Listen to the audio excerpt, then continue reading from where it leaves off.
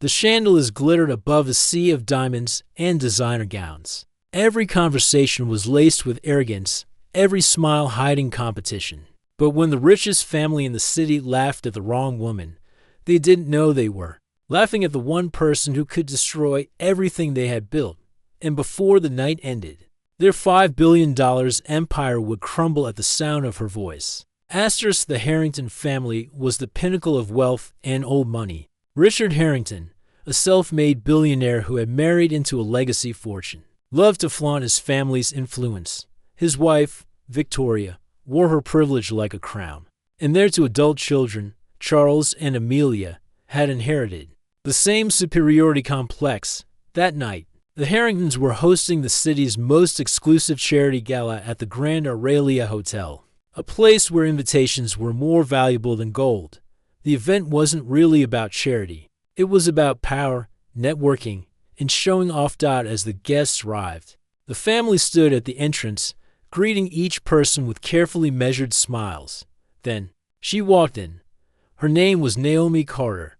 She was dressed in an elegant black evening gown that seemed to defy the room's unspoken rules, understated, without the glitter and gaudy accessories that screamed for attention. But her confidence drew eyes without effort.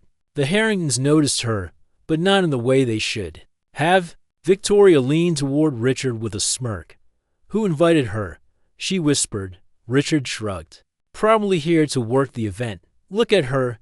She doesn't fit in with this crowd." When Naomi approached to greet them, Charles smirked openly. "Sorry." Catering staff enters through the side entrance. Naomi's eyebrow lifted, her lips curving into the faintest smile. "Interesting. I thought billionaires were supposed to have sharper eyes." The Harringtons exchanged confused glances. Thinking she was just a brazen nobody, they laughed it off and turned to greet the next guest, dismissing her entirely. Inside the ballroom, whispers started. People noticed the way the Harringtons had mocked her. Victoria made sure to throw in little comments during dinner about people trying to climb the social ladder and those who don't belong. Each remark made their friends laugh. Naomi heard every word and didn't flinch.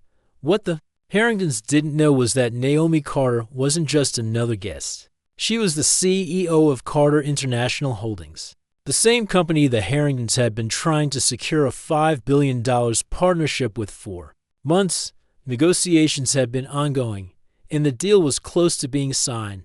Naomi had purposely attended the gala without her usual entourage, curious to see how the family really behaved outside of business meetings. And now, she had her answer. When the charity auction began, Richard Harrington took the stage. He boasted about the family's philanthropic efforts, about building bridges and valuing people from all walks of life. Naomi's polite applause was the only thing keeping her from laughing. Then came the moment. The MC announced that a special guest would say a few words about the upcoming Harrington-Carter partnership. Richard's smile was smug until Naomi's name was called. The room fell silent. Every head turned as Naomi walked to the stage, the spotlight illuminating her calm, regal presence. She took the microphone and smiled faintly. "Good evening. I was invited here tonight to speak about a potential partnership between Carter International and Harrington Enterprises, a partnership worth $5 billion. Gasps filled the room. The Harringtons shifted uncomfortably. "But tonight has been enlightening," Naomi continued, her tone smooth but firm. "See, I believe in doing business with people who treat others with dignity, people who understand respect cannot be bought, and that wealth means nothing without humanity." She glanced directly at the Harrington family, who now looked pale under the lights. "So, after tonight's experience, I've made my decision. Carter International will not be moving forward with this deal." The room was dead silent, except for a few stifled murmurs. Naomi handed the microphone back to the MC, gave the audience a polite nod, and walked out. Her heels clicked against the marble floor, each step a nail in the coffin of the Harringtons' pride. Within hours, news outlets exploded with the story. Headlines read, "Harrington family loses $5 billion. Deal after public humiliation. Billionaire CEO calls out racism at Gala. Investors pulled out." Stocks plummeted, and for the first time in decades, The Harringtons tasted the bitter truth. No amount of money could buy back the respect they had lost in one night. Naomi, meanwhile, slept peacefully. She hadn't just canceled a deal. She had sent a message to the entire city. Respect was worth more than billions.